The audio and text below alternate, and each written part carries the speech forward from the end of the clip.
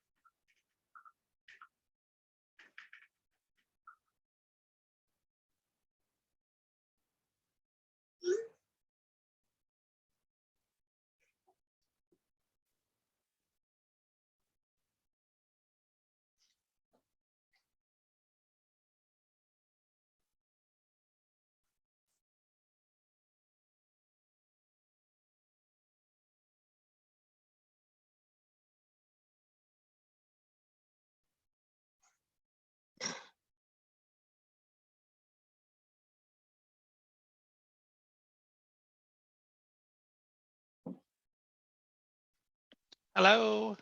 Hi, Sakura. How are you? Hi, Rita. Good, thank you. How about yourself? Gloria, I think Hello. I heard you, Gloria, too, right? Oh, okay. I can hear you. Can you hear me? Okay, good. Yeah, I just wanted to make sure you could hear me. Hi. Hi, everyone. Hi there. How are you? I'm good, thank you. Who's this? Because that's not your name, is it? Herms, that's my name. Oh, it is your name. Oh, okay. Yeah. For some reason, I thought it would be a man's name. I don't know why. I know it is like it's Greek mythology. It's a messenger god. Ah, okay. So I'm not far off. Yeah, yeah. But it's also a name of the perfume and a scarf and a bag. Yeah, Hermes. Yes, of course. Oh boy, are you a descendant of Hermes? Can we get some good products? I wish, right? Anyway, so which office are you? Are you So- like behind our office in Campbell? Yes, behind Keller Williams and Campbell. I'll do a little Oh. introduction before we start. I see. Okay. I had about 10 RSVPs myself, and then Keller, I know they don't RSVP, they just click the link. So we'll give it a few more minutes and, Oh, and then, okay. yeah, I'll do that. No Are you new problem. to Keller, Hermes? Oh no. I've been with Keller Williams for many years. First, I was in the Cupertino office, and then I moved to Campbell. That's why I didn't recognize your name. Okay, got it. Well, in the it's my name is Maria in the office. So, but I go by Hermes. But Herms, that's just my nickname anyway. Ah, okay, got it. So it's Maria in all the paperwork. Okay. Confusing, huh?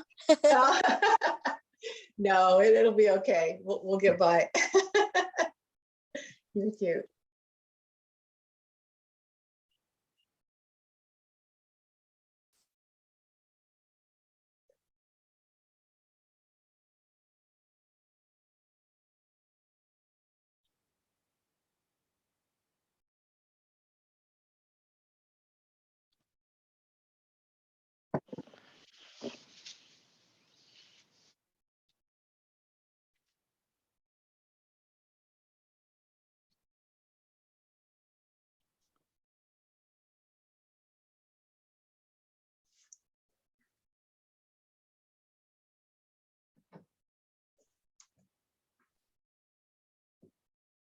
Hi, Bonjour. Did I say it right? Yes, you did. Thank you. How are you? Thank you. Thanks very much. How are you? I'm doing well, thank you. Fantastic. Excited to do a class. It's been a little while, so Yeah. it's nice to Yeah. see people on here.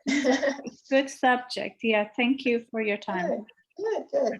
Are you at Keller also in Campbell? Yes, in Campbell. Yes. Oh, okay, good. I see all these new, I think also during the pandemic, nobody was going to the office and we just weren't Yeah. seeing people as much. So it's like I see these names and I think they're new, but I am new. Are you? Oh, Yeah. good. I just, this October gonna be 1 year. So I started actively in January. I got my license in October. So I think I consider new. Ah, okay, good. Who are you mentoring with anyone? Yes, Aubrey is my. Oh, we love Aubrey. I love Aubrey. That's Thank you. wonderful. Yes. Good. Yeah, thank you so much. Yeah, and actually, office is getting busier. Last week I dropped by and all the rooms were occupied. There was a class was about to start, and it felt good. Yeah, it does feel nice. I know. I seem to take a long time, but I'm glad to see people are coming back. Finally, yes. Yeah. All right. What time do we have? Let's just do one more minute. I know people will still be popping on, but then we'll get started. Yeah. I want to respect everybody's time, especially my Gloria, whom I'll introduce here in just a moment. Hi. Are you going to turn your camera on, Gloria, just so I can introduce you? I'm working on it. I'm actually camera shy. I put on my lipstick, but I'm trying to figure it out. All right, we'll see if you can figure it out.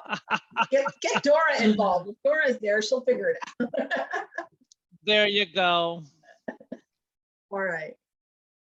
Okay, well, let's get started. I don't want to keep everybody waiting. Oh, hi, Angie. I didn't see you're on there too. And Helena, nice to see you guys. Okay, good.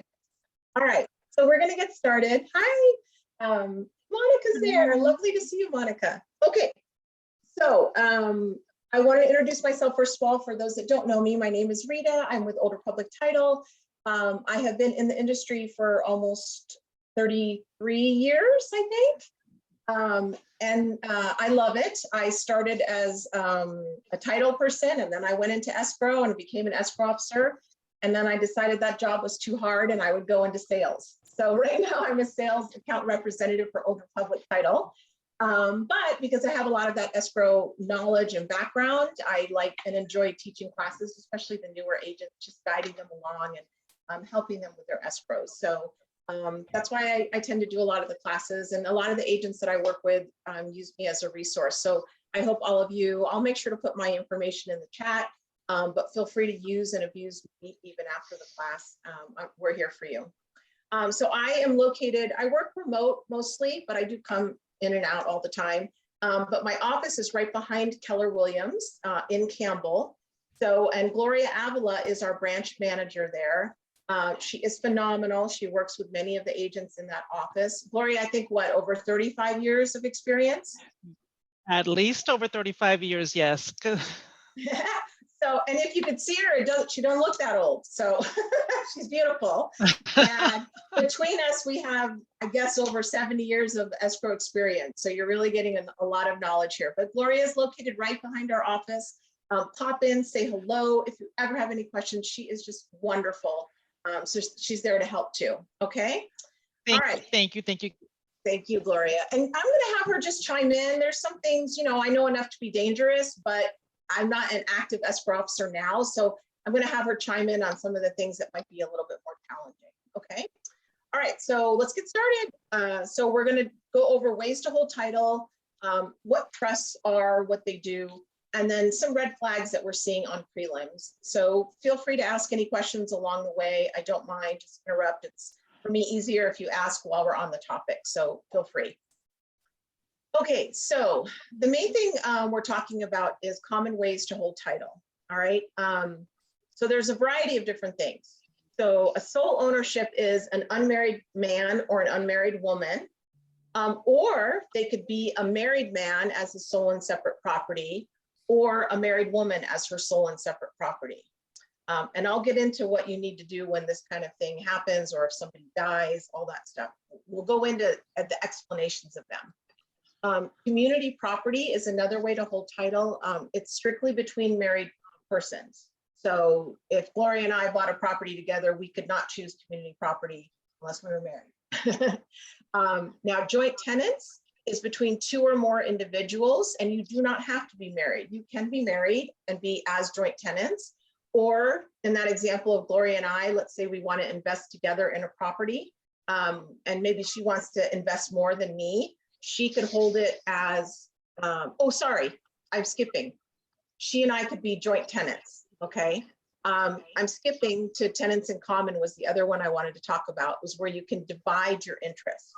So if Gloria and I wanted to invest in a property and she wanted to put down more money than me and have more interest, she could be Gloria Avila as to an undivided 75% interest, and then Rita Allen as to an undivided 25% interest.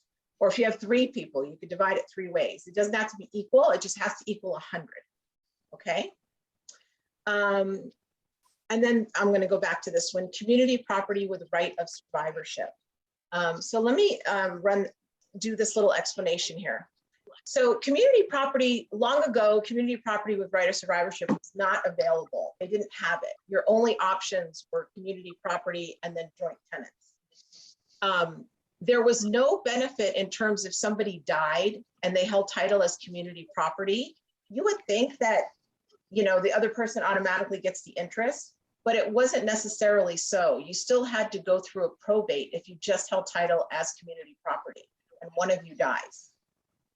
Joint tenants, you do not have to go through probate. It's something called right of survivorship, where if two people are in title and somebody dies, or three people are in title and they're all as joint tenants, the remaining people automatically get the interest in the property. It does not have to be prorated. Now, there were tax benefits at the time to holding title as community property versus joint tenants. And what I mean by that is when you go to sell the property, there's something called a stepped up basis. I'm going to preface this with, I'm not a tax person, Gloria's not a tax person. You shouldn't advise, we can't advise. But there were some tax benefits to holding title as community property versus joint tenants. But everybody wanted the right of survivorship clause to go with community property. So, gosh, Gloria, what do you think? Like 15 years ago, they came out with the community property with right of survivorship? Yes, it's been 10 or 15 years. Mhm. Yeah. So what that did was that gave people the benefit, the tax benefit of community property, but it also gave the right of survivorship clause so that if somebody did die, the other person automatically got the interest in the property. So there was no probate. So it sort of combined the best of both worlds for these two and put it with this one. And then tenants in common, I just discussed, is when you can split the interest fractionally. So one person can have 3%, one person could have 97%. It doesn't matter as long as it equals 100, okay? And then trust became very common because people wanted to protect their assets. And if they have a trust that they created, they can hold title in their trust. So if I have a trust, let's say it's called the Rita Alum Family Trust, that's how I would hold title, Rita Alum, trustee of the Rita Alum Family Trust. So you will often see a lot of your clients, if you're listing properties, they hold title in a trust. If they're all alive, nobody's died, there's anything you have to do differently. It's the same listing agreement. We don't need any documentation. We don't even need to see the trust. If they're both alive, or if there's two trustees, if everybody's alive, we don't need to see anything. We'll talk about if somebody's deceased on the next slide. Okay, and then the other one, entities. Gloria, do you want to talk about the LLCs, the corporations and partnerships, and then what we would need? I think it's operating agreement or something. Oh, yes. I don't know if you can hear me. Sounds a little glitchy on my end. We can hear Can you you. hear me okay? Yep. Okay, perfect. So yes, we have the other entities, and for tax reasons, people sometimes don't want to hold title in their individual names. So there's these other entities which are called a limited liability entity or corporations or partnerships. So there's different tax reasons, but with these, we always request for title. We have to have, we call them entity documents. So for instance, for the limited liability company, it would be an operating agreement. And then for the corporations and partnerships, you get into bylaws and articles, and also getting a resolution which names the party authorized to sign for real estate transactions. So those are entity documents that we will be requesting up front. Perfect. Thank you, Gloria. So you as agents probably want them to sign the listing agreement, but you're going with their word for it that I'm the corporate officer, I'm authorized to sign. But as a title insurer, we have to verify that. So we're going to ask for any documentation when anybody holds title like this that's selling their property. And then even on the buy end, which I'll talk about, we're going to still ask to see those because we need to verify who's authorized to sign for the corporation. Okay. Any questions on this before I go on? Rita, just a quick confirmation here. So we could have a joint tenants with right of survivorship as well as community property, yes? If you want, go ahead, Gloria. Sure. Joint tenants carries the right of survivorship. So that's very similar to community property with right of survivorship. They both have that right. So if someone passes away, the remaining would be the survivor and the owner to the property. Yeah, it doesn't say joint tenants right of survivorship. It's just implied. That's what joint tenants means, is right of survivorship. Yeah, I missed that. Thank you so much for No, that's okay. clarifying. I appreciate that. Okay. Hey, Rita. Yes. Quick question. What was the difference between the previous slide, the tenants in common,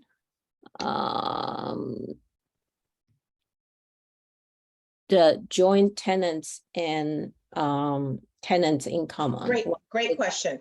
Joint tenants, there's no dividing of fractional interest. It's equal ownership. But in tenants in common, you actually will spell out, even if it's 50-50, Rita Alum as to an undivided 50%, Gloria Avila as to an undivided 50%. You're always spelling out the fractions of how much interest somebody has. So that's tenants in common. Joint tenants, you automatically, it's shared interest. You get, if somebody dies, you get the rest of it. Make Got it. sense? Thank you. Okay, you're welcome. Anybody Can I else? comment? Can I comment here? Sure.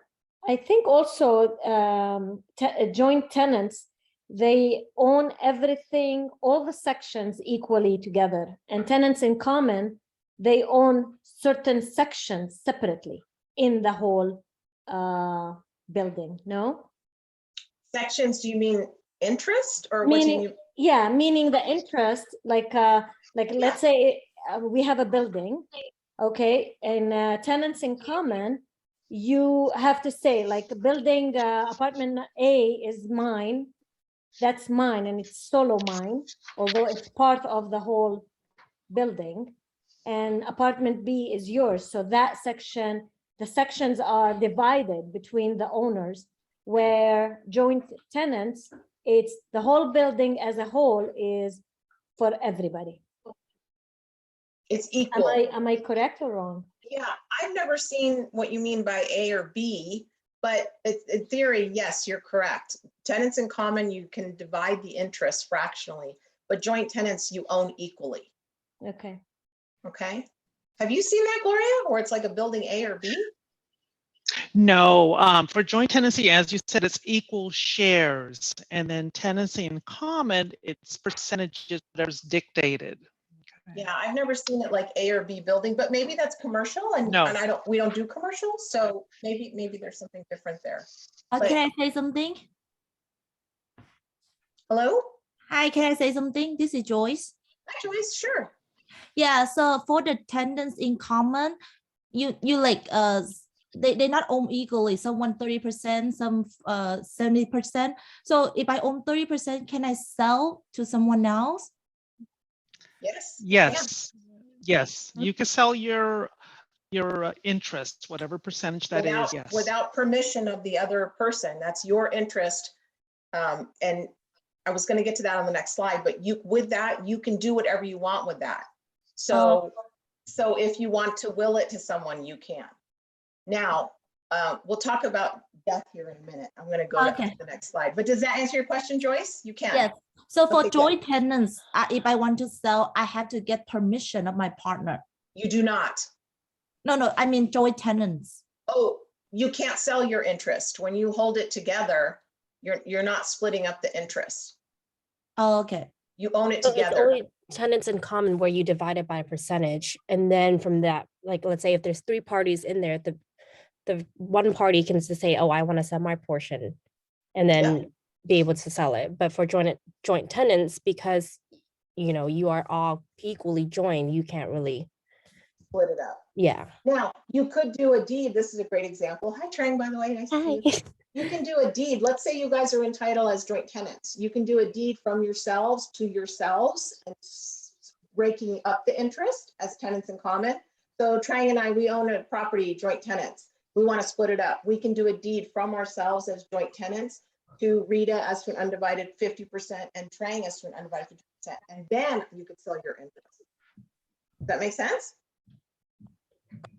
So would you have to change your vesting to do? You have to do a grant deed and record a new vesting where you're deeding out as joint tenants and then deeding in as tenants in common. And then once you do that, then you can do something with your. Would you have to have that the other person agree to do that as well? Absolutely, because you're whole title together. So I'm saying if you both want to do that, then you can do it. But you can't do it individually because you don't own an individual interest. Yeah. Okay. Yeah. Yeah, because it's just like if if we decide, like if I decide, hey, like I don't want my partnership with you Rita anymore and want to get out of it, I would still have to have you agree on it and then be able to change title or sell where we come into an agreement, right? Exactly. Good questions, you guys. Okay, so now let's talk about issues with your vesting. So on a seller side, one thing I always say when you get your preliminary Excuse me, I have a couple of questions. Is that okay? Yeah, sure. Go ahead. Okay, so if you're married, what is the best way to hold title? Is it community or joint tenants? And also, second part question, what is the most common way married couples in, in California hold title? So as I said before, we can't advise how to take title. Married people, I will say the most common one is community property with right of survivorship. Okay, and that's kind of the same as joint tenants, right? So it In is the terms same. of right of survivorship, yes, yes. Okay, And you But, don't have to probate. okay. And then the first question, the best way to hold title if you're married, you can't say? We cannot say, because same as you as an agent, you always want to give them this information. By the way, I have a flyer that I can certainly send. Where is my vesting here? I have a really nice flyer that I can send you in a PDF that explains, it won't Okay. explain tax differences, but it will explain the differences between all these different things. So if you're Wonderful. interested in that, I can do that. I'm going to put my email in the chat. It's easier for me if you guys just email me individually and tell me you'd like some of these things, and then I will, I can email it to you. Okay. Okay. And then one last question. Let's say that currently you're holding title as joint tenants, and you've been holding it that way for for a long time, and you want to change it to community. Can you do that with the right of survivorship? Can you do that? Can you change it? You can change it anytime. You just have to do a grant deed from yourselves to the new way you want to hold title. And where do you do that? Like, do you go to the title company to do that, or Gloria, you want to answer that one? Okay. Yeah. Actually, whenever you transfer title to the property, it's actually practicing law. Okay. We do handle grantees and transfer title as part of a transaction where we're issuing title insurance. If it's just like the example that was mentioned, joint tenants to community property, you should get advice from your attorney. And also, just to let you know, there are document preparation companies out there that meet with the clients for a nominal fee, prepare the document, record it, and notarize the signatures. But it's against company policy for Old Republic to handle just a recording of a grant deed or preparing it. It has to be part of a insurable transaction where we've issued title insurance. Okay. Yeah. I So we see. can't, there's a liability that's involved unless we're handling an escrow. But there are companies that will do it and charge a fee. So if ever you need that information, just email Gloria or myself and we can give you a couple companies. Okay, thank you. So Sure. if we refinance, are we able to do it through there? Usually if you're refinancing and the lender's okay with it, then it can be part of an escrow. We're issuing title insurance. It's okay to do. Okay, and then from there we can change it out, and then Yeah, it'll add have some to tax people. match what the lender wants, right? But yes, it can be done. Okay. Yeah. Okay, boy, this was a hot topic. I had no idea. I'm so glad. But okay, one last question. Sorry, I know you can't really suggest which one to pick, but do you know the tax bracket of the difference? I do not. Okay. No, I don't. Okay, thank you. You're welcome. I know that's not very helpful, but they don't want us to know. They don't want us to have the liability. So. Okay, so when you get a preliminary report, we always ask that you just verify that your vesting on the preliminary report is the person that signed your listing agreement is the person that's showing up as the owner on the prelim. So I know a lot of agents, you have transaction coordinators, or you just assume, oh, the title company will review it for me. And we do, but sometimes there's information that you learn on the listing appointment that we need to know. So like maybe somebody died. Maybe you have a husband and wife and the husband has died and you just assume that he's not on title. I have had this happen where nobody told us that he wasn't on title, or sorry, that he was dead until we're setting up the sign off and we're like, when does Mr. and Mrs. want to come in? And they're like, what do you mean? Mr.'s dead. And we're like, oh, he's still on title. Didn't know. So vesting is important, especially when somebody is deceased, because how they hold title will determine what we need to do to be able to close the escrow. Okay, so when you have somebody that's in title, like an unmarried man or an unmarried woman, and they're by themselves and they die, property has to be probated. So, and that can take, what, Gloria, maybe sometimes up to 60 days, 40 to 60 days, maybe? And even longer, at least 60 days I've seen, yes. Mhm. Yeah, so I had this happen once. A lady opened up the escrow and she said, oh, it's a father and son, but the father died, but the son's on title, which I was glad she told me that up front when she told me to open the escrow. Open the escrow, got the preliminary report, and only the dad was on title, and he died. And so she's like, how can that be? Well, then we looked at the chain, and what happened was the dad refied, Trang, to your point, took the son off because he got the loan. He never added the son back on. So now they had to probate. So that's important because let's say you go put the listing on and you're getting an all cash offer that's going to close in 10 days. Guess what? It's not going to close. You have to get it probated. So when somebody is entitled by themselves and they are deceased, it has to go through probate. Incapacitated is a different thing. If maybe they're entitled by themselves, but they can no longer sign, or they're not mentally stable or capable of signing, then they have to go to court. Is that conservatorship, Gloria? I think that's No, not. none. It's a little different. Oh, what do you have to do for incapacitated if somebody was just single and incapacitated? Oh, well, for incapacitated, meaning they can no longer act on their own accord. So there's doctor letters involved. Yeah. And then the party, the trust agreement is reviewed to determine who can sign on That's their if it's a behalf. trust. I meant also if it's just an individual, like that can't sign and they're entitled just by themselves.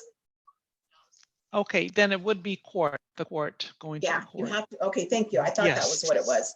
So yeah, you have to go to court and get a conservatorship. So even though they're alive, but they can't really sign, you know, they're like, oh, they have dementia, but they're gonna sign. No, they're not. We can't do that. And especially once you make us aware, plus the notary is gonna have to notarize it. They're gonna see that the person does not know what's going on. It's a problem. So if you know that somebody is deceased or incapacitated, tell us right away. To Gloria's point, if it's in a trust, it's one of the best situations you can have if somebody has died, because the trust will literally say who can sign on behalf of the trustee if somebody dies. So in a trust, and then that's when we'd ask to see a copy of the trust, because we have to verify that who the successor trustee is. Sometimes you think, oh, it's just the, is that Troy? Rascal. So sometimes there's might be like co-trustees, like they name both the daughter and the son as co-trustees if something happens to them. And you go meet with the daughter and the daughter says, oh no, I'm the successor trustee, I'm the only one. Well, we don't know that. So we always ask to see a copy of the trust. And then sometimes we'll come back, title will say, no, it requires both signatures. That's what the trust says. So we go off of the trust. And the trust will tell us who's authorized to sign. So in those cases, we would need to see a copy. And then Gloria mentioned, sometimes we have people that are elderly and they're in a trust, but they have dementia. The trust will say, you need a letter from 2 doctors, or the title company will ask to say, we want a letter from 2 doctors verifying that she's incapacitated. And then we know who can be the successor trustee. Because you have to remember, as a title insurer, we're worried about fraud, right? Our ultimate goal is to give clear title to the buyer. So, and there is elder fraud out there where there are, you know, adult children taking advantage of their elderly parents. So while sometimes title companies may ask for what you think might be a lot, it's really for our protection and for your protection, because we want to make sure that we're doing everything, you know, cleanly. So if somebody, let's talk about tenants in common. Same thing, tenants in common. Let's say I held it as an unmarried woman, 50%, and Trang had hers, 50%, and something happens to me, you have to probate that interest because I just held it in title as an unmarried woman. Now, if I had a trust, I could have my interest in a trust, Rita Alum, trustee of the Rita Alum Trust, as to an undivided 30%, then the same trust rules will follow and it doesn't have to be probated. So how somebody holds title really does affect things when they're not able to sign, they pass away, or they become elderly or dementia. Then that's when vesting really comes into play. And I have, please, you guys use us, because I have agents that call me all the time and say, hey, I'm going to an appointment. The mom died. I'm meeting with the daughter. I don't know how they hold title. What do I do? So Gloria and I can both pull the property and tell you very quickly, okay, they hold title in a trust. Just make sure you get a copy of the trust. And then when you give it to us, we open escrow. We'll review it and tell you, usually within a day, who's authorized to sign on behalf of the trust. Okay. Anything else on this, Gloria? Oh, go ahead, Hermes. If we want to check the title of a property, we just call you and give you the address. Yeah, or email me. Me more. Gloria's far busier than I am. She's more important. So I have a Okay. lot of time. So absolutely email me and I can usually get it very quickly. Okay. So we don't have to order a report. We just, just check No. the, okay. No. Okay. Got it. We don't want to open an escrow on just something that you might have a listing, right? We don't want you to open escrow unless you have the listing. So there are ways to get documents, and that's what I can help with. Absolutely. Okay. Wonderful. Thank you. Yeah, sure. Okay, divorce is always a big one. They're in the middle of a divorce. And that's fine. It's not an issue. We just kind of like to know, because when escrow closes, we cannot hold on to the money. So if they are unsure of what they're doing with all the proceeds, we can't hold it. We have to close escrow and we have to disperse this money. So it's an important conversation to have with the couple, that they know that. If they don't, say, there's all kinds of issues and they're not going to have it figured out before the close, we have seen them agree to put it in a trust account that they both agree to. And so we can close escrow and wire money to this account for the benefit of both of them. Usually an attorney sets it up or something. And that's how we can proceed. Because we've had situations where they're not amicable and they're not agreeing, one thinks they're getting more money than the other person. And then we're kind of stuck. People will say, can't you hold it? Divorces could drag out for years. So no, we cannot. So always let us know if that's the situation, so that we can kind of just advise you and prepare the client. Anything else, Gloria, I'm missing with seller investing? No, just great points to the divorce situation. We are seeing more and more where parties don't agree. So there is an attorney trust account that's set up and the funds go there, and that takes it, that takes it off our plate, off of, the real estate agent's plate. So that's really a good case scenario.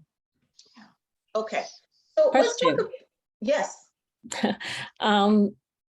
There's a couple, they are in the middle of the divorce. It's not final yet. The wife wanted to sell the property, and the property, the title is only the wife and the wife's previous marriage's daughter's name on it. Is that going to be a problem? Everyone that's the owner to the property. Go ahead, Rita. Well, I just wanted to be clear. So what you're saying is, in title right now is a woman and her daughter, but she is married and that husband is not on title. Yes. So and they are in the middle of the divorce, but yeah, not still going on. Yeah, Gloria, I think it would depend. Did she buy it before she was married to this guy?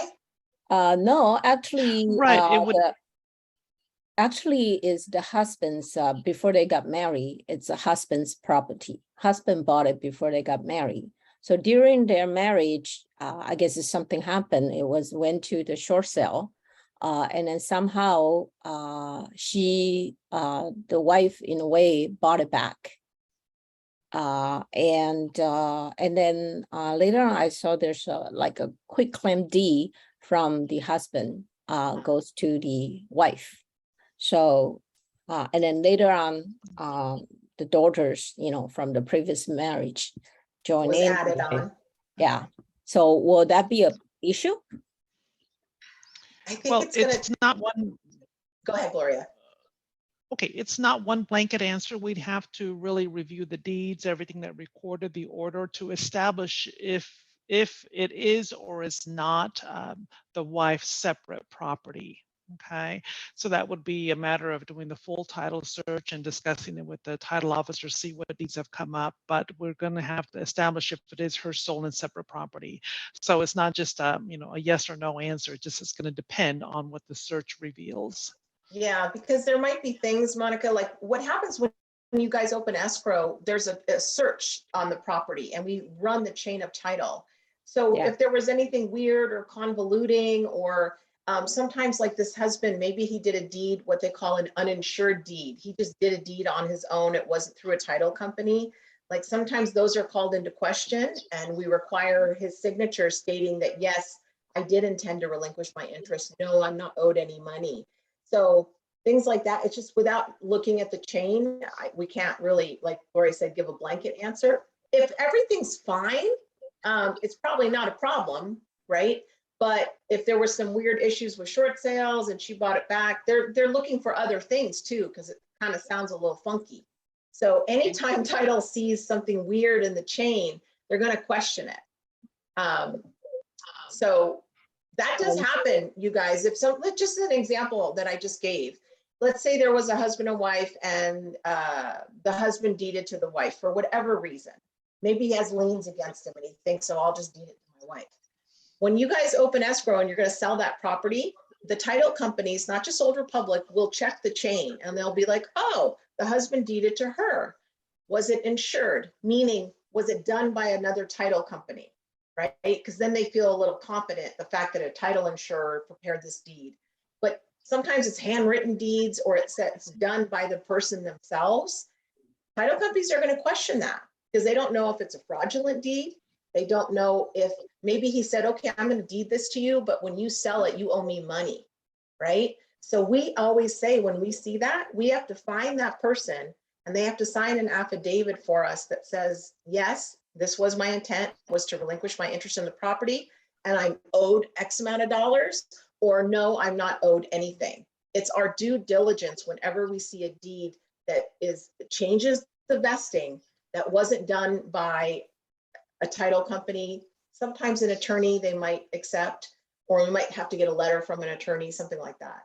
But anytime we see deeds that are done personally, they're always brought into question. So I hope that helps, Monica. Without you having the listing and us opening the escrow, and Gloria and I are just escrow people, right? It's really title. We have our title department that reviews it, and they would be the ones that would tell us what we're going to require. So we only can find out after I got a listing and then open the escrow. That's the only way. Okay, got it. Yeah. Thank you. Yeah, you're welcome. Hi, Rita. So I basically have a question too. So this is a divorcing couple, and then that was a community property. And then unknowingly, she was forced to sign the quitclaim deed, and they have, and then they have a postnup agreement, and that was canceled by the court. Does that mean that quitclaim deed is going to be canceled as well? Well, I didn't understand the word you said. What did the court cancel? A prenup? So the postnup. The prenup, but the postnup, the one which they sign after the marriage. Oh, after the marriage, understood. I think and then they are officially divorced, but now she's not on the title because she apparently signed the quitclaim deed, which she actually did not sign knowingly. So the question is she still going to be on the title if the court ordered that the postnup is invalid? I know this is complex, but maybe. No, I understand what you're saying, and I don't think we can give an answer without, again, it's one of those where the title company has to review the chain. They have to look at the deed she signed. They have to look at the cancellation of the postnup, all that. We can't give the answer. It's a great question, and it's possible that it would make it null and void, or we would have to go back to her because it was probably done as uninsured and say, did you mean to sign this deed? Are you owed any money? Because if they do want that affidavit, that's when she could probably say, no, this wasn't my intent and I still have interest in the property. Then you're at a standstill, right? Oh, so without doing an actual search, and Gloria, speak up if I'm wrong, we don't know because title will have to review the chain, pull the documents, review it, and then come up with their own summation of what they require.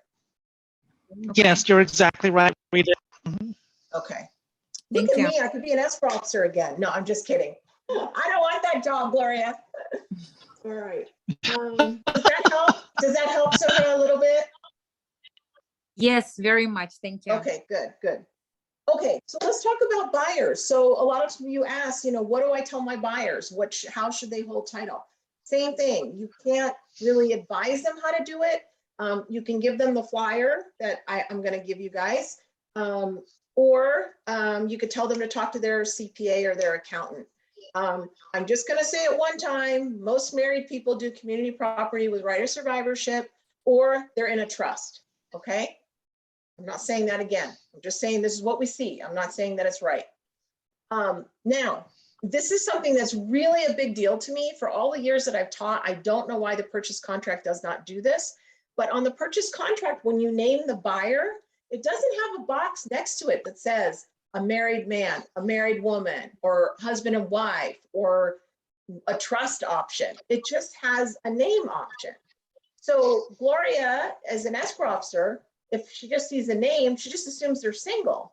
And then we don't know until the loan docs show up that maybe they're married. It'll have their name, a married man, someone separate. And then we're like, oh, okay, well, if you want to buy a property by yourself and you're married, the title companies and the lender, if they're getting a loan, will require that the spouse signs an interspousal deed relinquishing their interest in the property.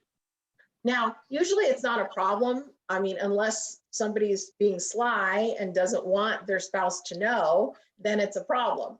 But we won't close the escrow unless we can find the spouse and have them sign an interspousal deed relinquishing their property or interest in the property. Now, I'll tell you one, I'm calling it a red flag, and I'll tell you why, because I had this one. It wasn't with Gloria, it was years ago, but it was a couple that exactly happened. The wife was in Iran adopting a baby. So it was very sweet, right? But not so sweet, because we're like, oh, we didn't know he's married. Doesn't say it on the contract. Nobody told us. So the loan documents show up and it says his name, married man, sold and separate. So we're like, where's your wife? She's in Iran. So she has to sign an interspousal deed. Guess what? When you're out of the country, if you're signing a document, it has to be at the American embassy or US consulate. Guess what Iran does not have? Both of those.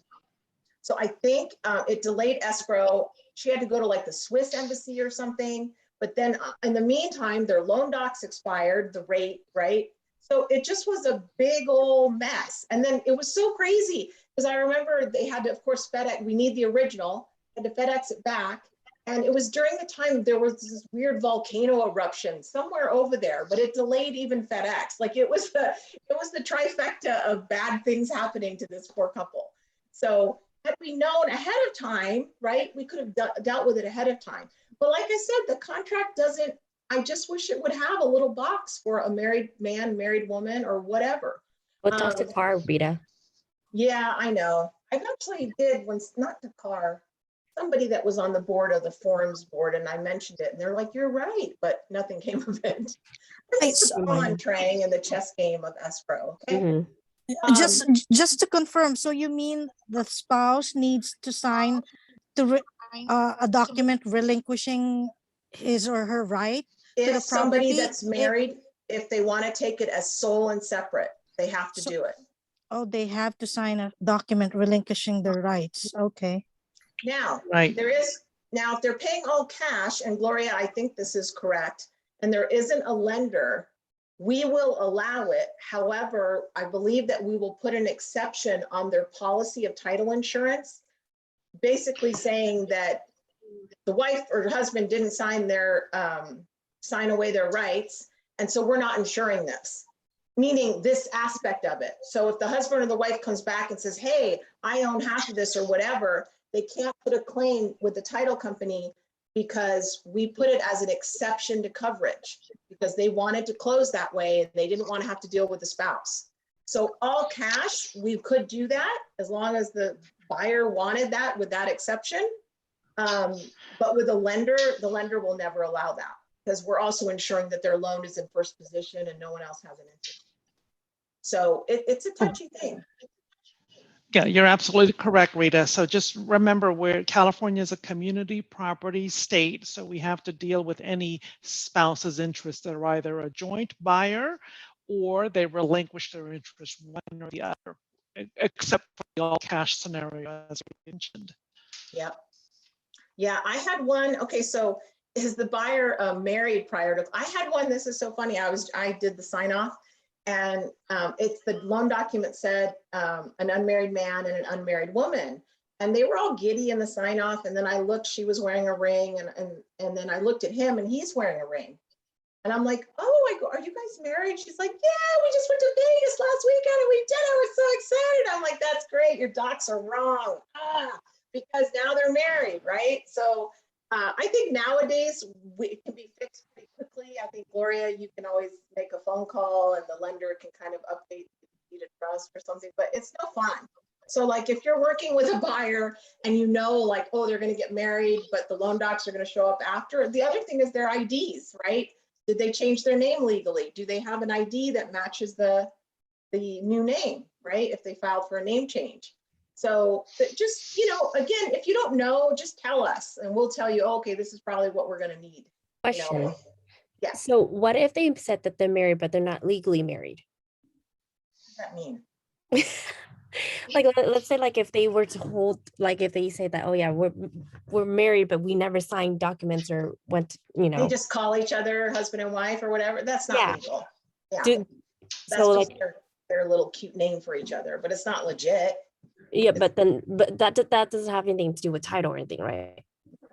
Okay, because we don't mark any like married or because when on title, don't you put, oh, a married man and a married woman and stuff like but that. if they tell us they're not legally married. Now, listen, if they don't tell us, that's not our fault. If they just say, yeah, we're husband and wife, that we don't know any different. But if they tell us, oh, we're not legally married, but we just call each other husband and wife, then we know it's unmarried man, unmarried woman. Okay. Yeah, but that won't like no issue or anything like that, basically, right? No, I guess unless they're legit lying and something happens where it's a problem. I don't know. Yeah. Frank, what are you coming up with all this stuff? I don't know. People are crazy. Gloria's like, yes, I know. Oh my goodness. I don't know who you're gonna get. We always joke that we should write books about stuff that we see. Yeah. Okay, so same thing. I had a buyer in the middle of a divorce. Oh my gosh. True story. I had a very new agent and he called me up one day and he's like, Rita, I'm representing this guy and he's buying a house, but he's not divorced yet.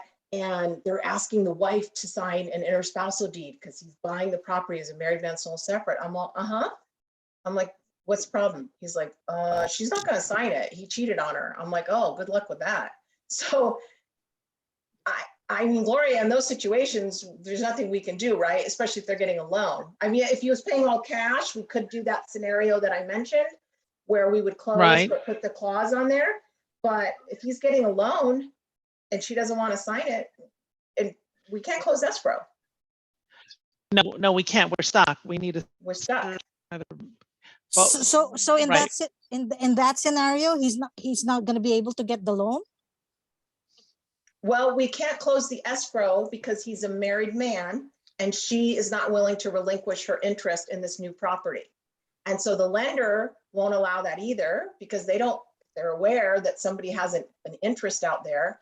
They want that interest protected. So in order for that protection to happen, she has to agree. Now, I have seen it where they're both, they're getting a divorce and they both help each other. They're each buying properties and they're still in the middle of it. And they both agree to help each other. But if you've got a situation like that, where you know you're dealing with a guy that's getting a divorce or a woman who's getting a divorce, you better ask, is your spouse amicable to signing an interspousal deed? Wait, would that still be in consideration if he was the only one getting the loan, like on the loan? Yeah, because he's still, he wants to buy it, a married man, sole and separate, or a married woman, sole and separate. When you say that's how you want to buy it, your spouse has to sign something saying, that's okay, I have no interest in this property, I'm good. Well, is there any other way to buy it aside from that? He could pay cash, but we would put that exclusion on his policy that we're not covering you if your wife or husband has an issue with this and wants to claim an interest. Yeah. Okay. Yeah, so these are good things to know, right? Because sometimes you're just like, oh, they're getting a divorce, big deal. You know, let's go out and look at properties. Woohoo, I got a deal. But you got to ask that question because could be a problem. And then we've had this happen a lot where we're in the sign off and the buyer say, oh, you know, we should have put it in our trust. Can we do that? So no bueno, not fun at the last minute. All cash, it's easier. But when there's a lender involved and the lender's already drawn all the docs, it's very difficult to change. You have to ask the lender, and the lender's going to want a trustor. Don't they usually want to see the trust, Gloria? When you have yes, trust, they do. They want to review the trust. Yeah, so that's not a quick thing. So if you know that somebody has a trust, because they don't think about it, they just think they're buying, and then you get to the signing, and that's when they're like, oh, can we put it in the trust? So it's certainly something they can do after the close of escrow, but in that moment when you're at the table signing, it's just not an easy fix. So just also something else to be aware of. Okay, I think we covered that. All right, now what are some just red flags on the prelim? So we're going to go through those. These are just some of the things that we see. I'm sure Gloria will interject with other things, but non-owner occupied properties and withholding issues, judgments, solar liens, bankruptcies, old deeds of trust. Is somebody doing work? Are they flipping the property? We'll talk about that. Power of attorneys, and then wire fraud, which is still always a big concern for us. So the first one I just want to talk about is non-owner occupied. If you take a listing and they don't live at the property, tell us. I know so many times, you know, you open an escrow and you just hand it off, or you get the escrow and then, or listing, and you hand it off to your transaction coordinator and then they open escrow with us. A lot of times some information just doesn't get passed. The reason is usually when you open an escrow, Gloria and many of the escrow officers, usually all title companies, they send out like, I think, an opening letter, Gloria, and that includes like some of the affidavit, the owner's affidavit and other things. Yes, it has all the initial questions, which give us more, more details so we can ask the appropriate questions up front and have some of those matters addressed. Mm-hmm. Exactly. If we don't live there and we're mailing it there, we'll never get it back. And some of the things in those opening letters will ask, their names, their social security numbers. Do you have loans on the property? What are your loans? Yes, we get a preliminary report, and the preliminary report will come in showing what loans are on the property, but it's so helpful to see what they put down that, yes, I have a loan with Wells Fargo, but oh wow, how weird, the prelim came in and there's a loan with Wells, but there's also a private loan, looks like their parents, right? So it's a trigger for us to be able to say, hey, looks like they have 2 loans on the property, Trang. Can you ask your sellers, what's this about? Instead of waiting until the end, because we don't order what's called the payoff demands to pay loans off until we get close to the closing of escrow.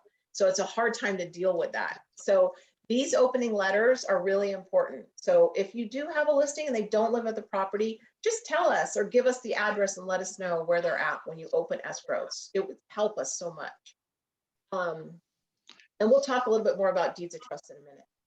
The other reason is the franchise tax board. So if somebody doesn't live in the property, they haven't lived in it 2 out of the last 5 years, we have to take 3 1/3% of the sales price, not the proceeds, the sales price, and send it directly to the franchise tax board.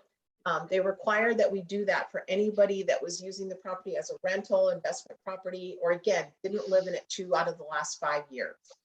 So if we don't know that they don't live there, and they didn't fill out the paperwork and they're at the signing, that's when Gloria and all your other escrow officers will have them fill out the form, and we'll be like, this is your primary residence, right? Oh no, I've had that happen. It's been a rental for 10 years. And I'm like, oh, because, I don't want to make the agent look bad. It's just, okay, really? So you didn't live in it at all 2 out of the last 5 years? No. Okay, now I have to tell them, I have to change your net sheet that we just went over, because we have to take 3 1/3% of the sales price and send it to the franchise tax board. So what happened was a lot of people were selling their investment properties and they weren't paying capital gains on it. So they put the burden, it actually says that the buyer is required to do the withholding, which is crazy, no buyer's doing that. So the burden is really on us. So we would have to do the withholding. So that's the other reason it's so helpful to know that they don't live there or that it's a rental. Now, there are ways that you can, oops, sorry, let me go back. You can be exempt from it if you're doing a 1031 exchange, or you're taking a loss or zero gain, or if you're a whole title as an LLC or a corporation partnership, we don't have to do withholding on those. So I won't get into it. We can certainly explain it better, you know, if the case comes up. But my point in telling you is just if you know that they don't live at the property or that it's a rental, tell us. That's just so helpful to have that information. Okay. All right. Judgments, liens, and bankruptcies. So when you get a prelim, we of course have the vesting on there, and then we have everything that's secured to the property is going to show up there. So property taxes are going to always be a lien on the property. If there's a homeowners association, usually we'll reference that. If there's an easement on the property, you know, or a building setback line, those things will show up. The things that could be problematic are these types of liens that sometimes we see. So sometimes people have IRS liens. Gloria, how long does it take to get IRS liens demands these days? It takes anywhere from 2 to a month or even longer. It's just really difficult to deal with the IRS. They don't return your phone calls. It's a lot of automated systems, so we allow as much time as possible in dealing with the IRS, but they're in no hurry. So yeah, which is the sooner strange we because address it, the better. you think that they would want their money, like it's crazy. But so remember, you guys, for those that are newer, our job at the end of the transaction is to ensure that the buyer has clear title to the property. So if on the preliminary report, our title officer see, oh, there's an IRS tax lien, it shows up on the report. And that's an indicator to us and Gloria, really, that, okay, you're going to need to order a payoff and you have to pay this lien off out of the seller's proceeds. It's nothing that can be ignored. So obviously when Gloria sees something like that, she's going to call the agent, you guys, and say, hey, there's an IRS lien on here. Does your client know about it? You know, that sort of thing. And that we need to order a form. And I think they have to sign a form when you order a demand, don't they, Gloria, for IRS? There is a specific IRS authorization form. Yes, correct. So she has to notify them and have them sign it and order it right away. Solar. You know what, Gloria, I have a few samples of solar liens up here. I thought maybe if I pull them up, it would help you. So this is what a sample of a preliminary report. And then these are just a few of what the solar liens look like. So solar, of course, if people get solar on their property, sometimes it's bought, sometimes it's leased, and there's different programs. I know, I think Hero is one of them, Gloria, right? Mm-hmm. This is a solar Yes. contract. This one's a lease. So let me have Gloria kind of explain when you have that situation, what needs to happen. Sure. So when we review, of course, the prelim, once that report comes out, we look for these solar items. The biggest thing to remember about solar is that we have to address those exceptions because buyer, if there is a solar, there's a lease involved and so forth, the buyer needs to qualify, and then the solar agreement needs to be transferred to the buyer. So what's instrumental here is that the seller needs to be initial contact to the solar company, just lets them know, hey, my property is being listed. I want to transfer this over to a qualified buyer, so that can initiate the process. And then, of course, once we have the contract, then that's a green light, go. And then again, the seller notifies the solar company so they can start the initial paperwork. That takes time. Yeah, it does. So if you know that there's solar, just bring it up to your escrow officer or hopefully shoot. Now, Gloria, do you remember you and I had one when there was no solar recorded on the prelim? I think it was Alex from Keller Williams. Yes, and I'm trying to remember what county that was, but that was one that's different from all others that I've seen. It was Yes, so bizarre. More It was like like silent. Yeah, it was like a county program where they gave it to them for free. And Alex was telling us there's solar. I'm like, get us an agreement, something. There's nothing recorded. And then I ended up, he gave me the number, I found the company, and they're like, oh yeah, just tell us who the new buyer is. I'm like, wait a minute. Is there money owed? Is there anything? And they're like, no, it's this county funded project, whatever. We just want to know who the new owner is. So I made sure that I think we had that in writing, and I sent that to Gloria so that we had it in our file. Because sometimes there's some weird things out there. So if you see solar, like you go to the house and there's solar on there, and you don't see it on the prelim, bring it up because we want to know about it and we might have to deal with it. Gloria, forgive me because I was kind of sidetracked for a second. Did you talk about the fact Sure. that if they do want solar, that their debt to income ratio could change with the lenders? Oh, well, the lender, if the lender sees exceptions on the prelim, for the buyer's qualification, they do want to copy the solar agreement and all of that. So yes, that affects, the debt to income ratio. Yeah, so that could change how much they could afford or something. Like they're very close. It could, it's something to be aware of. Okay. So go ahead. quick question. So if we have all these liens on title, will they be cleared in time for close of escrow? They have to be. It takes time. Yes, it takes time, but just remember, if you're dealing with the IRS or state of California or the solar, it's going to take time. You can't get into a 7-day, all cash, ready to close in 7 days. It's going to take 2-3 weeks or even longer to clear those liens. So the sooner they're addressed, the sooner we can close the transaction. So when you say it takes time, so it's going to be more than the 30-day escrow period? Well, not once always. the prelim comes, Go ahead, Gloria. yeah, well, like you said, not always, but it does take. I don't want you to think that we can close those liens. We can clear them up in 2 or 3 days. It takes time. Okay, we need authorizations, formal contacts need to be made, and all of that. So it takes 2-3 weeks, or maybe even a little bit longer. But can we close within 30 days? Yes. Yes. Yeah, should be. So if that's the case, if it takes time to be for those liens to be cleared, so the buyer would not be happy. Would not be happy having those liens still after the close of escrow, right? Well, we wouldn't close the escrow. We can't close it unless we clear it up. So it would just be delayed.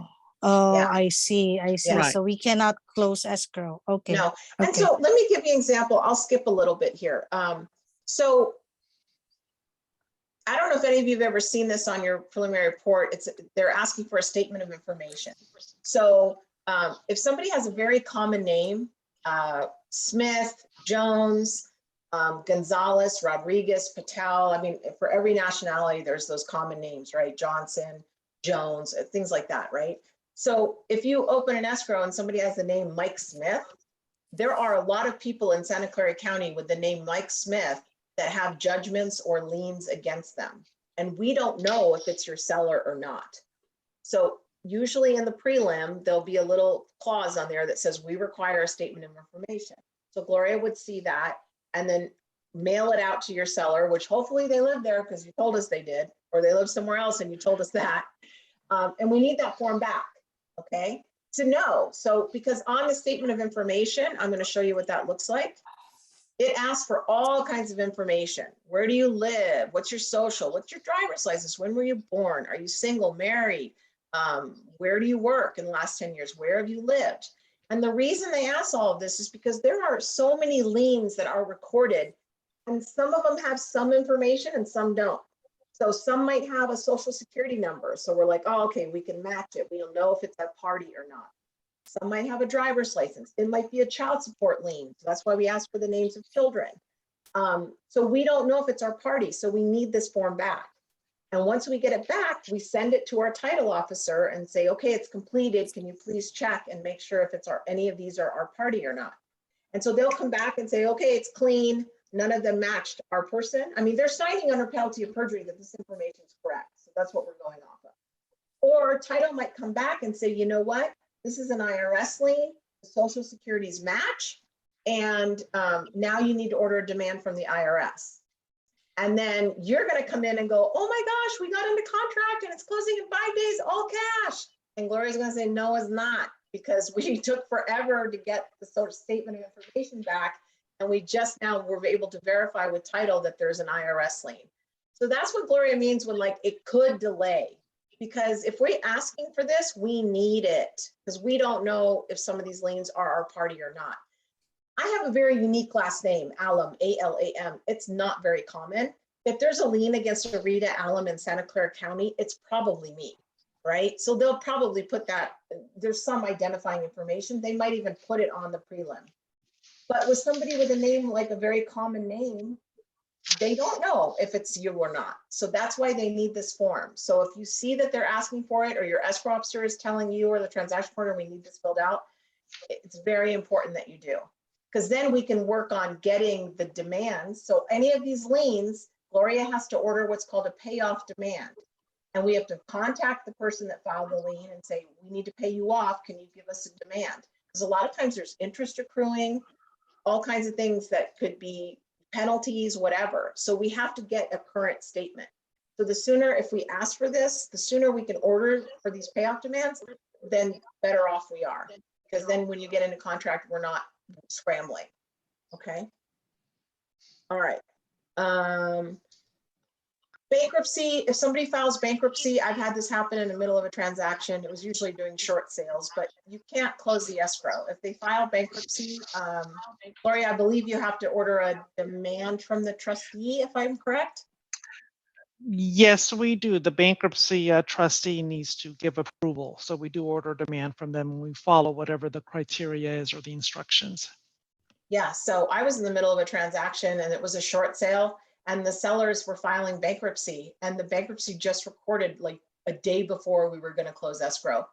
And the agent had no idea. They never, you know, they don't piece it together that if you file bankruptcy, they think it's totally unrelated to selling their house, but it's not, right? So the minute they file bankruptcy, this is an asset and the bank, the trustee seizes all the assets. So then we can't close escrow. So if you tell us, hey, they're in trouble and they're filing bankruptcy, then we know. We'll say, okay, get us the name of the attorney, and then we can contact them. Yeah. Okay. And then the last one that we see a lot are deeds of trust that are on the property that are old. So that example where I gave you, maybe there's an old loan on the property and the sellers are like, oh, that was my parents. They lent us some money. We paid them back. Great, but it's still a lien on the property. So we have to still get a zero demand from the parents saying we're not owed any money, and they sign a reconveyance that says that the loan is paid off, and it records with our transaction, because we can't have this old deed of trust flying out there hanging around. Even though they say it's paid, it's still there, and so we can't transfer clear title to the buyer. So by having the reconveyance, we record it to remove that lien from the property. Remember, clear title, that's our goal, is to give clear title to the buyer. So I have had some very interesting ones, banks that went out of business, right? And then we had to, and people had an equity line. Well, at one time people were getting loans and the bank would be like, here, sign this, it's an equity line. It's like a credit card, you don't have to use it. People had no idea they had equity lines on the property. I think I had one with Home Savings. Home Savings closed. I forgot who took them over. Countrywide was a big one. They went under. And these poor escrow officers are scrambling to try and find, you know, demands from whoever took over these old banks. So old deeds of trust can be a problem, or people that died that lent money. Let's say, like in that example, the parents are deceased. We have a problem because we're going to need something that says this thing's been paid off. Depending on how their beneficial interest was vested would determine what we would do. In a lot of cases, we can get what's called the lost note bond for people that lost the note. Maybe they're alive, but they're like, we need the note. The note is the thing that says that it's like cash. You can sell the note.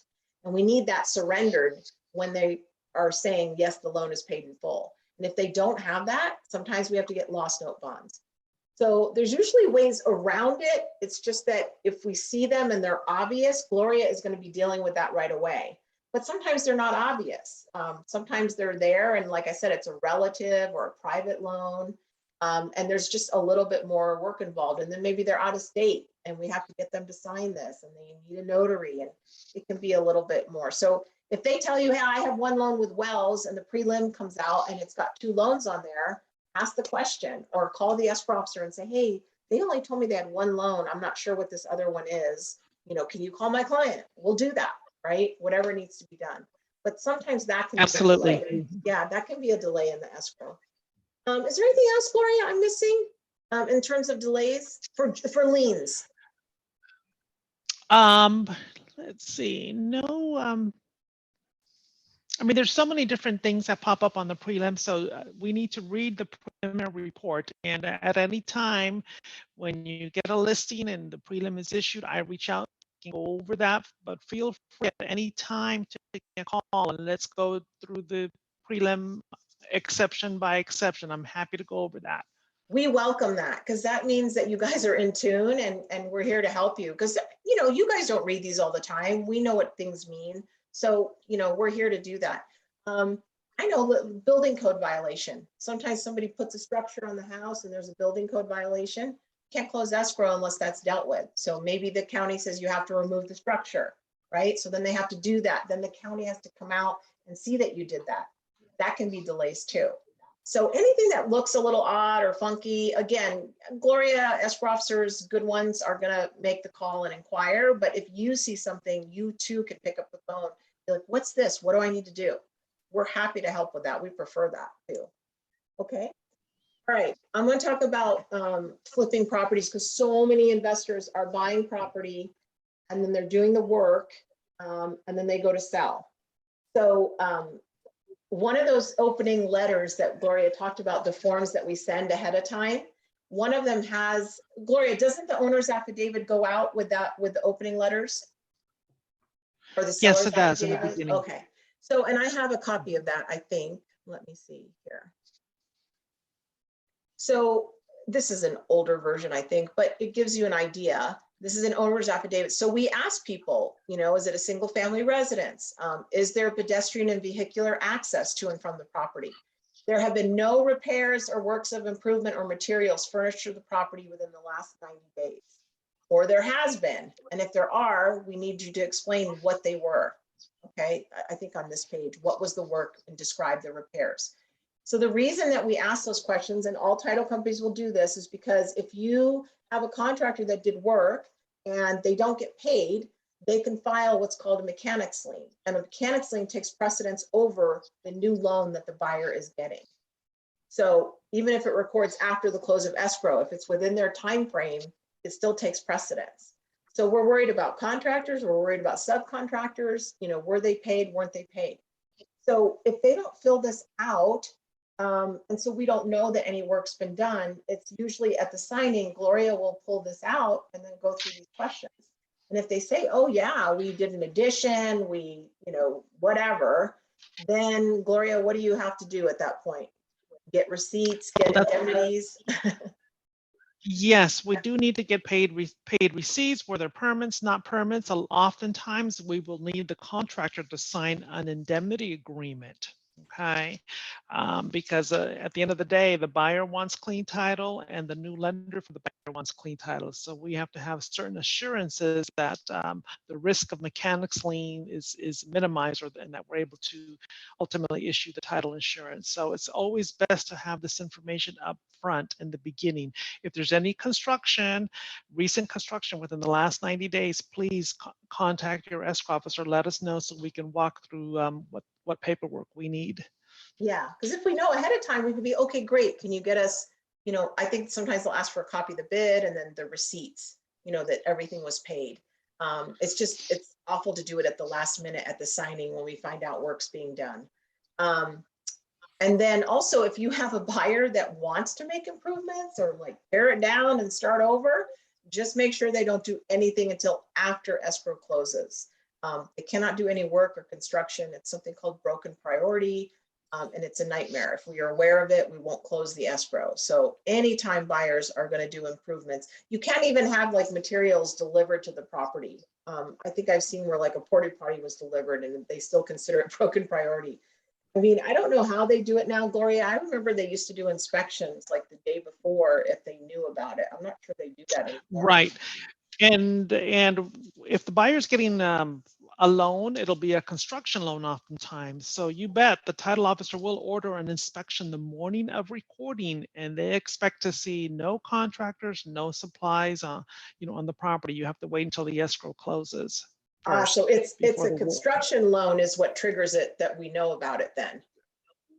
Correct. There's other triggers, but a blatant one would be if the buyer financing is for construction loan. We know that the intention is that there will be construction, but please wait till the escrow closes first. Otherwise, that there will be delays.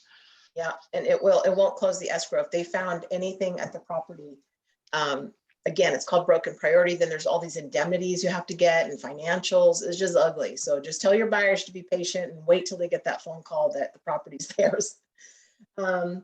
Okay, and then the other thing I like to mention is if your client, a lot of people don't know this, if your client is going to flip the property, there's something called a binder policy where they pay, the buyer pays a little bit up front. I believe it's 10% of the base rate of the title insurance. The seller in Santa Clara County pays the title insurance policy fee. The buyer would pay 10% of that at the close of escrow. And then when they flip it, they don't pay the full, let's say they bought it for $1.7 million and they're going to go flip it for 2.5. They're not going to pay title insurance based on 2.5. They're going to get a very heavy discount, but they have to ask to do the binder first. And I believe they can flip it in 2 years. Here's the flyer for that. 2 years. 2, Gloria? Yes, 2 years. 2. Okay, that's what this says. I want to make sure. And the only caveat is that you have to use the same title company where you bought the binder. You have to use the same title company when you go to sell it. So really valuable for those of you that work with investors. You get quite a bit of a discount. And I can send you this flyer too, if that's something that you guys are interested in. But good thing to be aware of, because we've had people who are like, oh, you're flipping it? Why didn't you tell us? You know, you could have done a binder, or maybe they bought it somewhere else. They didn't know they could buy the binder. So, I mean, it's thousands of dollars, especially on those hefty sales prices. It will save them a lot. And you'll look like the hero. So it's good. Okay, let's see. I think we're getting almost done here.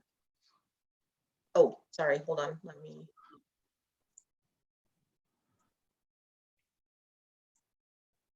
There we go. Power of attorneys, just let us know if somebody needs a power of attorney. If a seller is selling, just had that recently. Oh yeah, a lady called. She was going to go travel to Europe. She's entitled by herself, and she was afraid she was going to get into contract. So we can prepare a power of attorney. Title companies prefer to have their own power of attorneys because there's very specific verbiage that has to be on the power of attorney. It has to be specific to the property.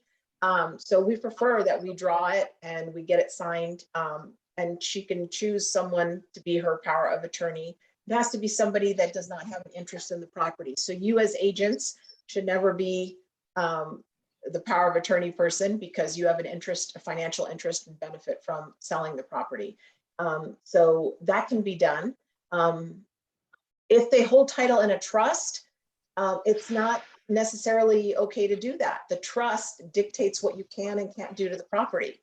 So in the trust, if it says you can use a power of attorney, then we can do that. So sometimes if you say, hey, my sellers are going to India, they need to do a power of attorney, and we'll say, oh, they hold title in their trust. Can you give us a copy of the trust? And we'll have our title department review it, and they'll tell us whether or not a power of attorney is okay to use. I had one where they didn't have it, and they contacted their attorney, and right away he did an amendment to the trust to allow for the power of attorney, and then we were able to do it. So there's ways around stuff, but just be aware of it. Oh, if a buyer wants a power of attorney, I've seen this lender, if they're getting a loan, the lender has to know about it and approve the power of attorney. And then we, of course, have to approve it. Again, we would prefer that it's our own. Gloria, doesn't lenders sometimes have their own power of attorney too, that they want? Or not necessarily? Yes, sometimes they have their own form, but more and more they accept our power of attorney. It's just a matter of us preparing it, and then we send them a copy even before it's signed. Here's our verbiage. Is this okay? Yes or no? But the main point is just being aware up front and communicating with them. Yeah. The sooner the better. So, yeah, it can't be like a last minute thing. Like if you know your people are going to be out of the area, let's deal with it ahead of time so we can notify the lender, get the power of attorney approved, and everything will be fine. The other thing we ask is, why does somebody need one? So with the sellers, especially, like you'll call and say, hey, my lady's in a nursing home. Can her daughter sign everything for her? Well, why is she in the nursing home? Does she have dementia? Is she cognizant? Does she know what's going on? So we need to know that, because if we have a notary go out to them and they don't know what's going on, we won't allow it. Because again, we're worried about fraud, right? Again, so there's a lot of little steps involved. We want to know why.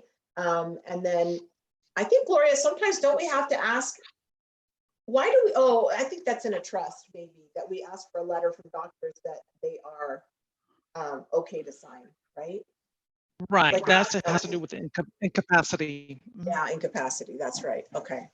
And then if they have their own, which I have seen, I'm not saying that we won't use it, but we need to see it. And it has to have very specific verbiage. I remember we had one where, because the power of attorney says you can buy, sell land, or it's like hypothecate. I don't even know what that word means.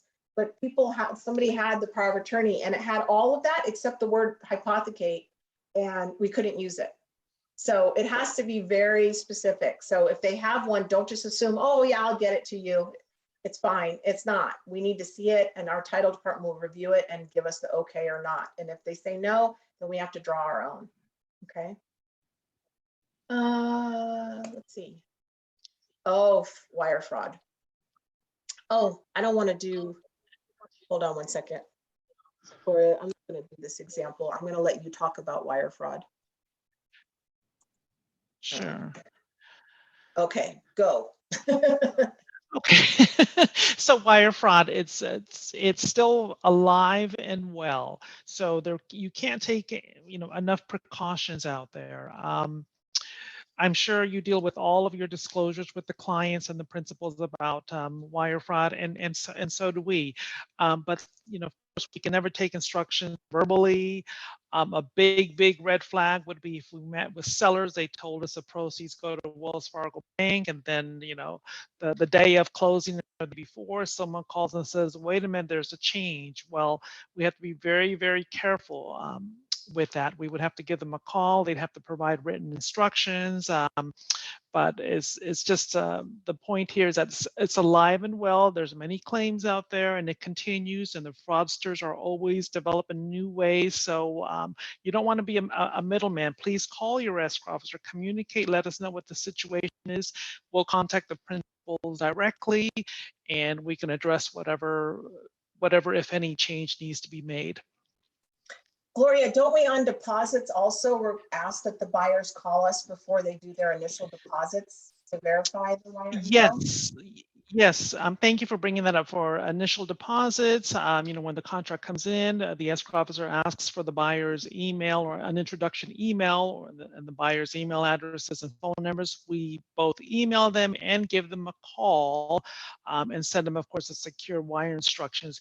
You don't want to be a middleman here where you say, Old Republic, please send me real estate agent the wire instructions. I will forward. No. Do not be a middle person. There's just too much liability there. So we ask for an introduction to the principals, and then we deal with them directly and send them the encrypted wire instructions as appropriate.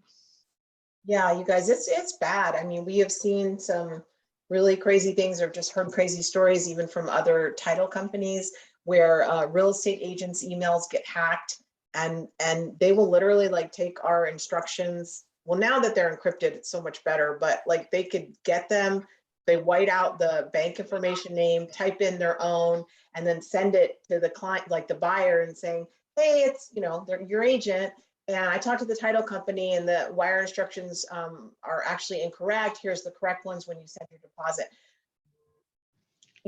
Nobody knows this is happening. So anytime if your client calls you and says, hey, I got this email, definitely you want to call us or double check it. Don't let them send the money.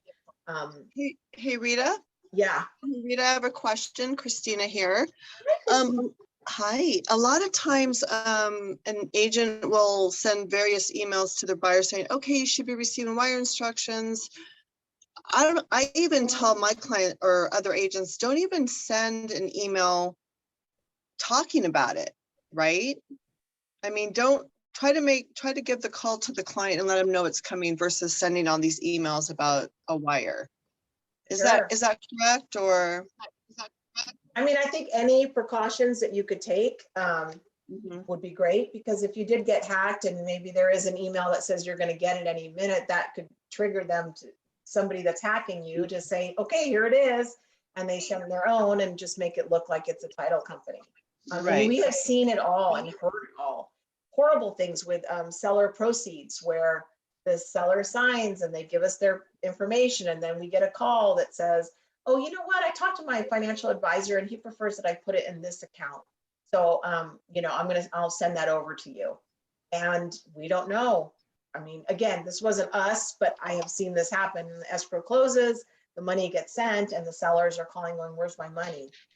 Awful. So that's why now, like all the title companies know, if somebody wants to change their wire instructions after they sign, we have to call them and specifically talk to them to verify that, yes, they did call me, and this, it seems redundant, but we just have to do it to be safe. Yeah. Okay, and I do have another question. Should I wait or? No, go for it. I think we're at the end. So if you have any questions, go for it. So real quick, back in the day, we used to do FERPDAs more often, and now we do, or the title company does qualified substitutes. And we get those at close of escrow. Is there anything that we should be worried about regarding those? Like, because we're kind of at the, you know, at the end there is a problem with there being a foreign person or that type of thing. That's a Gloria question. Gloria, did you hear that? Right. Yes. Hi, Christina. So there are real estate that ask about the tax ID number. So, you know, you want to make sure that they're not foreigners, that they do have taxpayer ID numbers. And then we'll have them sign the appropriate form with the signing documents. And then we do prepare the qualified, we do issue the qualified substitute. Okay, so just going back as a transaction coordinator, sometimes, most of the time, we don't get a FERPDA, right? With a disclosure package. At the end of closing, we get a qualified substitute. And then that's when it all might come to, then there might be a problem, right? If the person is a foreign person, right? For the buyer. Right. So you want, So you want to establish up front when taking the listing that, you know, the person is not stating that they're a foreigner, that they do have a taxpayer ID number. So you should, Right. you want to establish that up in the beginning. What if for the buyer and the seller, we're not going to sit there and ask, is your seller a foreign? Does that make sense? Like, what if we're on the buyer's end? Well, wouldn't that mean, Gloria, that if they weren't, that we would have collected the appropriate like taxes to pay? Because that's the concern, right? With that, if they're a foreign investor, if they weren't, then we would have paid it, I think. Right, then we would be having the conversation about 20% withholding or 15, whatever applies in that case to the seller. Okay, Yes, so would be something required. I should worry about as being a transaction coordinator, or I shouldn't have to worry about that, right then? There are some disclosure forms that are part of the car contract that ask about the tax ID number. So again, there are things in the that come up in the beginning. We have our own, when it comes time to signing, we have our own forms that they sign and provide a taxpayer ID. So, you know, I guess the question is that if they are foreign, you're right, they're not, they don't have the social, what happens? Like, are you able to provide the qualified substitute, or do you not give it at that point if we don't have? We do not give it. We have the conversation about whether or not withholding applies. So, you know, in the beginning. Okay, so Christina, I think you're covered, because if they're not, then we had to pay out of their proceeds to cover the taxes. That's why you're asking for the qualified substitute, is to verify that they are not a foreign investor. Right, and then we usually get it at the end, or, you know, near the end. And if the seller is a foreign person, aren't the buyers liable for some taxes being held or something? Am I incorrect? Yes, the buyers are liable. Yes, the buyers are liable. The title company. But that's why we would pay it, Christina, is that if we see that they're not, then we are paying for it. So we're on the hook. Oh, okay. Okay. Just kidding. I mean, yes, I think it says the buyer is responsible, but we're in the middle of it. If we're the ones that are going to ask for the social security number or a tax ID number, if they don't have it, then we have to collect the tax money. Okay. Okay. Yeah. Thank you for clarifying. I appreciate You're welcome. It. Okay. All right. So that's it, you guys. Do you have any other questions that you want to ask? Just make sure I always put here, like, always ask questions, always review your report. if you learn some things when you communicate with the client, ask some questions, make sure you communicate that to us in escrow.